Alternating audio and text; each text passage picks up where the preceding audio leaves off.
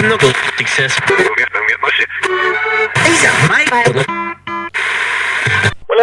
the Government. And now it has just gone 7:30, so it's time once again for another episode of The Adventures of the CoffeeBar Kid. I had the opportunity to talk to Pryor, who is behind the Wellington International Ukulele Orchestra. Now, believe it or not, 9 years into their career, they've finally released a debut album. They've had a number of EPs that have come out over the years, and they tour constantly. They're originally set up by Pryor and Brett McKenzie and a couple of others from the Wellington area. They've been a collective for some time, and they've been grooving along. Finally, they've managed to get an entire album together. It's called Be Mine Tonight. Now, Age doesn't actually reside in Wellington anymore. He's currently in Auckland. I decided to give him a call on the phone and just find out what this is all about. What is Be Mine Tonight? Why has it taken so long? And are you finally coming to Wellington?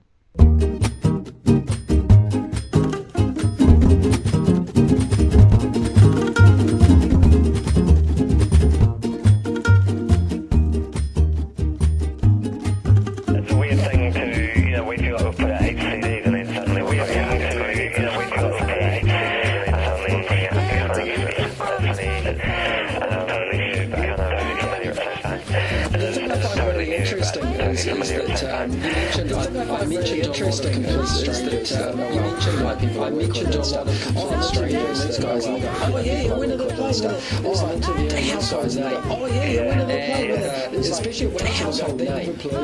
And especially when it's household name.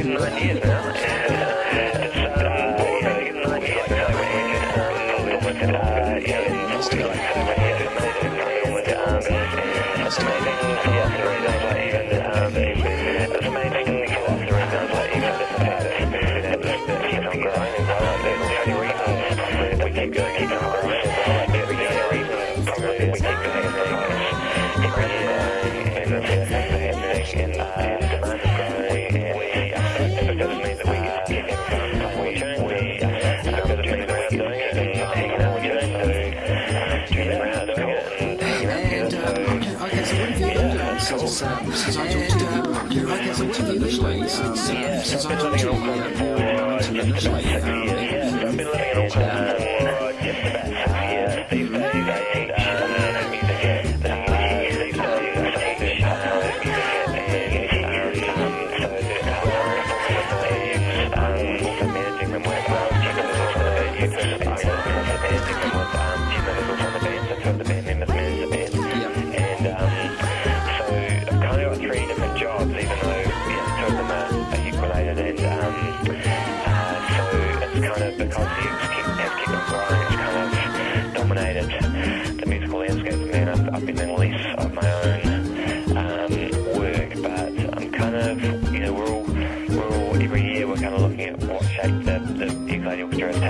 and how we want to structure it, because Gemma lives in New York, I live in Auckland, the band lives in Wellington, our tour manager when we tour New Zealand is based in Singapore. He comes over, and it's this really kind of widespread thing, so we're just slowly forming it so that we really do work in blocks for the band.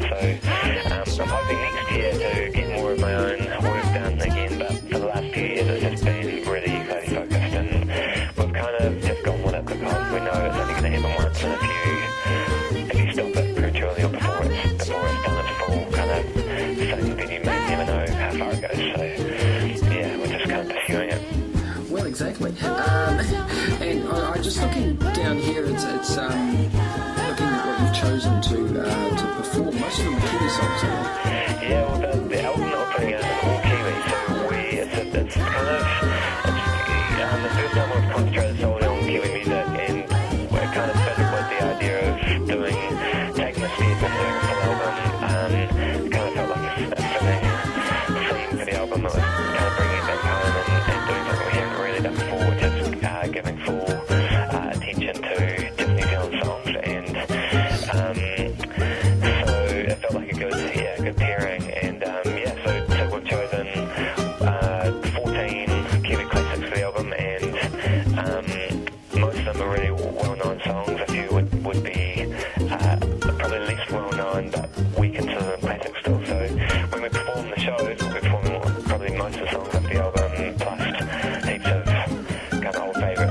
tunes that people know us for as well and will want to hear. So Yeah, indeed. My two little girls have been absolutely thrashing Wake Up, which I must getting James Hill to do that little song right at the end there, that was an inspired move. His playing is just absolutely stunning on there, and we actually toured with James.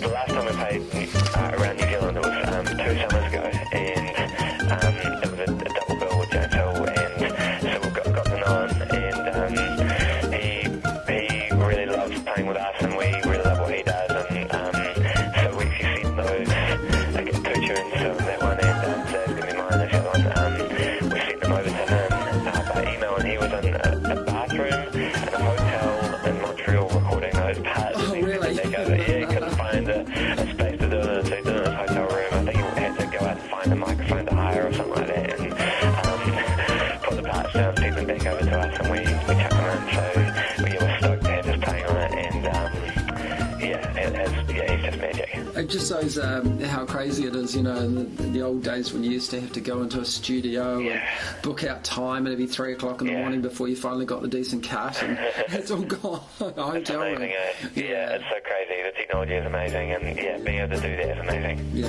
Are you just as a solo, are you sort of seeing the ukulele sort of taken over from the recorder as the school sort of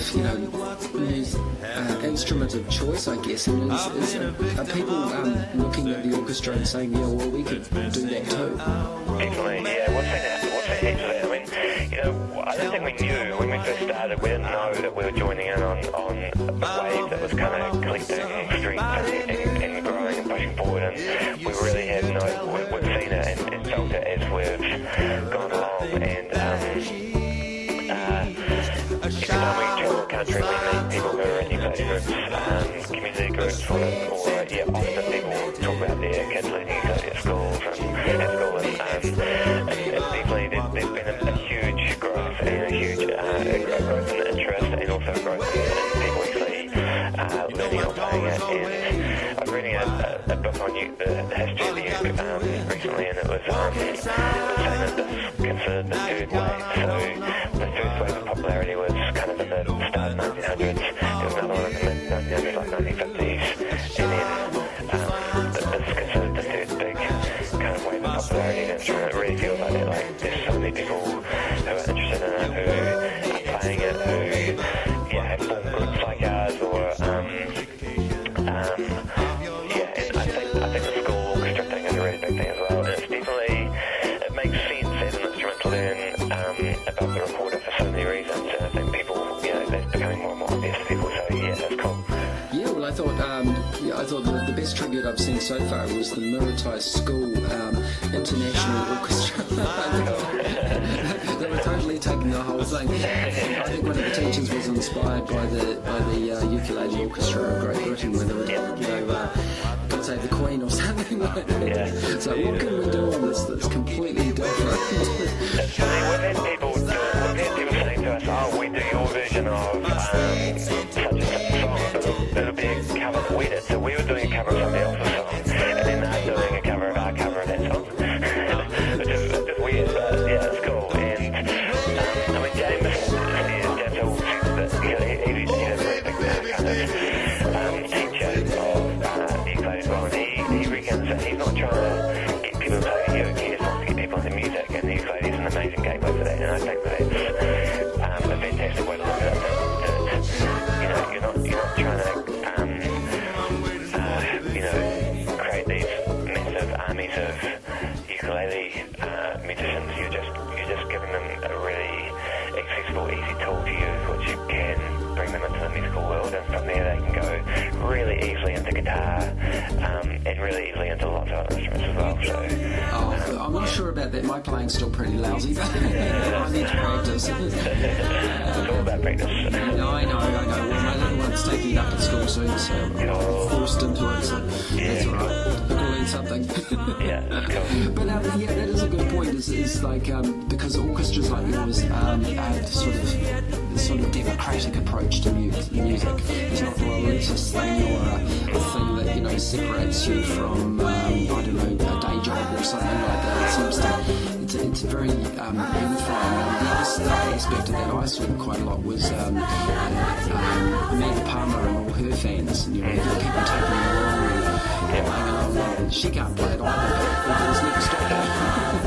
Yeah, I think she has a real similar interest in connecting directly with people, and that's always been a massive thing for us. We want to share the joy of music with people. That's got to be the first kind of impulse, and then but also everybody in our group is interested in people just in general as well. So we love during our shows kind of checking in who's in the audience and trying to actually have real-time moments with our audience rather than just putting on a show and people pay their money and sit down and shut up and not just kind of really trying to have an experience of just enjoying some time together, and that sense of pure entertainment and not the sense of we still want the same thing that we got when we first started, which was we were playing in Deluxe Cafe and people would come in sleepy-eyed and trying to wake up before their day started, and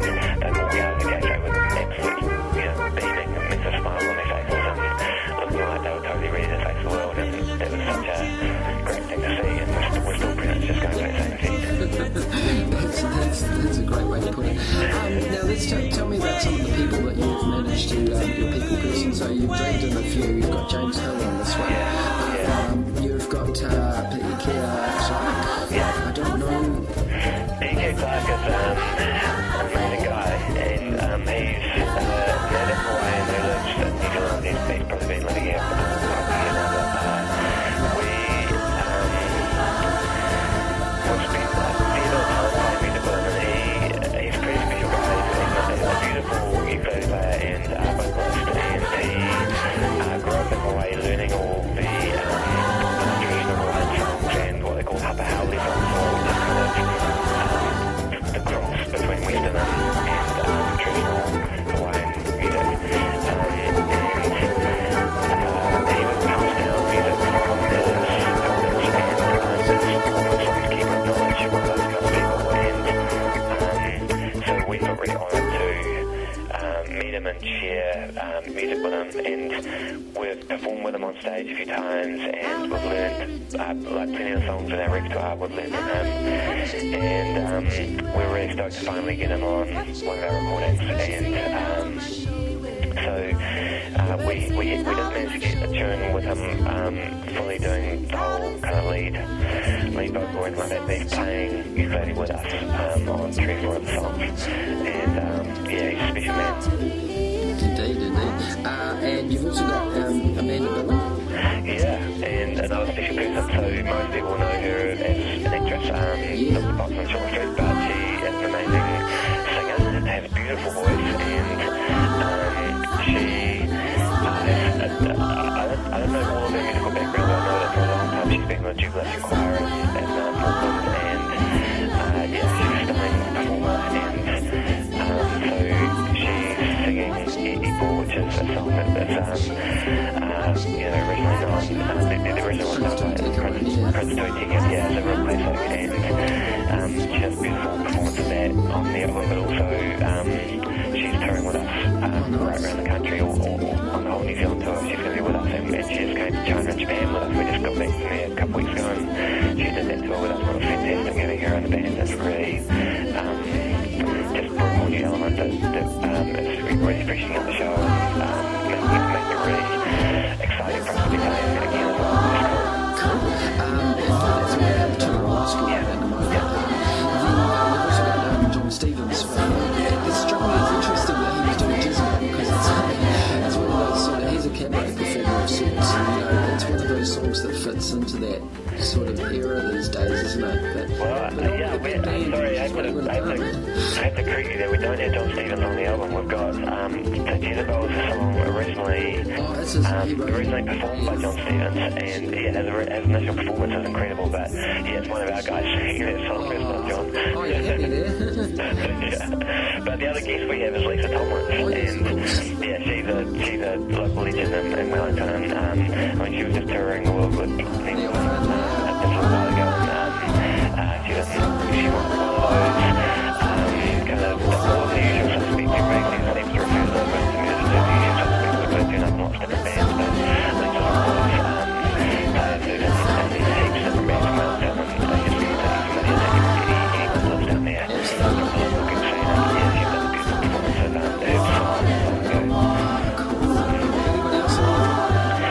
we've also got John Ray playing, and he's another of those characters that are kind of famous Mountain drummer, and he has a band called Troubles, and we got him doing a little bit of kind of background percussion and drums on the album as well, which has really helped all the songs come to life. Yeah, Great. that's all our guests. Yeah, Their album came out on Rattle last year, I think. yeah, right. Yeah. Yeah, that's right. Now, tell me about the tour of China and Japan, the USA. I mean, that's pretty big stuff. It's awesome, yeah, it's totally awesome. So at the beginning of October, first 2 weeks of October, we toured to China and Japan. We played 3 different cities in China, and we played in Tokyo. And we also did heaps of kind of promo appearances and out in the streets, and also at radio stations. And so it was 2 weeks of playing in those countries, and it was amazing. Like, totally, just super cool to even be there. I never thought I'd be in China at all, but to take the band over there as well was just Where were you in China? we played in the cities called Suzhou, Shanghai, and Guangzhou. And so Suzhou and Shanghai are really close to each other. They're like a 2-hour drive apart, and Guangzhou is right near Hong Kong. And it was a fascinating experience. We were pleasantly surprised to find that most of our audience were local Chinese and expats, although it was great to see expats there as well. The last show had kind of half-half, which was a real nice mix, but we ended up having to get a translator to sit in the audience with a microphone, and occasionally throughout the show we just asked them to translate for us, because otherwise people just wouldn't understand anything we were saying in between songs. And What's a Chinese audience like? You know, here they're obviously singing and clapping because they know everything. Yeah. What are they like? They were really good, and they were really responsive. So one thing we were told, which was very true, was that you say anything in Chinese and they will clap for you. Like, you just say ni hao and they'll clap. And the band, by the time we were performing, the band had picked up quite a few phrases, so people were trying them out on the audience and getting either really kind of encouraging applause or dead silence because they hadn't understood what we had said, so it's like, so we were able to play a few games with that kind of thing, and obviously they could still kind of do things like make lots of songs and to show their appreciation in that kind of way, and they definitely seemed to enjoy the show in a really similar fashion to how people here enjoy it, but there was the language barrier was really it was actually a really good challenge for us, because it made us think about what we're doing on stage in quite a different way. Like, it really exposed certain things that we'd never thought about before, like how much you rely on the music and how much you rely on your talking. And we don't think we talk that much on stage, even though people tell us we do. And in China, we really could see and start to believe how much talking we did, because it we were really aware of when we were talking, when we weren't, and the fact that translation was needed, that kind of thing. So Japan knows quite a lot about keyboard performers, but I guess China would have been quite new territory. Was that the most challenging place you were, or was it? Yeah, it was definitely challenging. I mean, even the music side, the language barrier in China is absolute. Like, it's really hard to get through to somebody if you are trying to communicate and you don't speak any Mandarin, they don't speak any English. And one thing I found fascinating is that in a foreign country, if you can't really speak the language, you'll start gesticulating, you'll start using gestures to get across the message that you want. And normally that works, but China doesn't work at all. And you start doing gestures, and the gestures back were just completely foreign to you and didn't make any sense for where you were coming from with yours. And they're really coming, like, linguistically, but on the kind of mental level of where the language comes from, they're also coming from a different place. Like, they're coming from a different place completely in any kind of language, whether it's gestures or speaking, and that was fascinating. It was really cool to come across that and try and work through it. And then musically, it didn't really feel that different. And I kind of feel like our band could play anywhere in the world, and people are always going to recognise what you're doing, even if they don't know the songs. They're still going to get the feeling of the people playing, which is, you know, everybody's having fun playing, so they're going to get that. They're going to get the sound, which is a fun sound, and they're going to just feel the music, so it's always going to work, I reckon. Cool. Just a couple more things for note purposes. In Japan, where did you tour, and in the USA? Yeah, so in Japan we were only in Tokyo, and we played one main gig at a place called Shibuya Duo, and that was a really cool venue. Apparently the venue was set up by Jimmy O'Brien, and we didn't meet him, didn't see him there. And yeah, it was fantastic. It was more like a bar performance, which we like doing, you know, as opposed to theatre shows which we had in China, and we like the contrast of doing both. And we also we did radio appearances in Tokyo, and played an outdoor, little outdoor appearance at the kind of festival, like a community festival park and one of the boroughs. And so Tokyo, and then after we played New Zealand all through November, in January we're spending a whole month in the States, and it's going to be in the kind of southeast corner of the States, so from New York down through the States to Florida, and then Texas includes states like Georgia and North Carolina, and I can't remember all of them, but yeah, there's kind of I think we're doing 16 shows in January. Every show Awesome tour. yeah, we're really cool, but that's really cool, and it's been such a big, like I was saying when we first started talking about kind of how the band, you know, things have grown in here. Last year we were in Edinburgh, and we spent a month playing in Edinburgh Fringe, and it was amazing. We've done Australia before as well, but Southland did all these ones as well.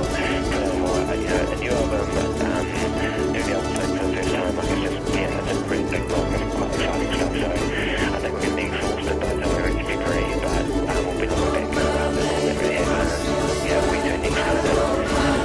Congratulations on that. It's fun to get out. That's great. I know there's something about ukulele, it's like ukulele people playing music. It's like even for me, for songs that I've sort of heard 1,000 times, like that Shepherd one, for example, and then you hear it done that way, oh yeah. It's funny, isn't it? It kind of strips back to, I mean, you kind of hear the music again in a totally new way. Like, I always think it strips it back to basics. And you hear people saying, like people like Neil Finn, and I think Eddie Vedder said the same thing, that they find that writing music on a ukulele, if it works on a ukulele, it's going to work on anything. And it's kind of like you're really dealing with the heart of the music. I think that's got to be part of the appeal, if you're really accessing the very heart of the song. Yeah, I think Tim Finn once told me that he said, if my song could be played by a school orchestra, then I've succeeded. He said that's why the Beatles songs are always done. Yesterday is always sung by a school choir, out of tune and badly, but you know what it is. Yeah, it's really cool. Yeah, so they always have what he inspired to. I think they've said pretty much the same thing. Yeah. Cool. Hey, it's been great catching up with you. Cool, man, you too. Yeah, and good luck for the tour. We'll see you down in Wellington when you finally tour down here. Yeah, that's right. Yeah. So that'll be awesome. It's a couple of days before my birthday, so. Oh, cool. We'll give it that. Oh, yeah.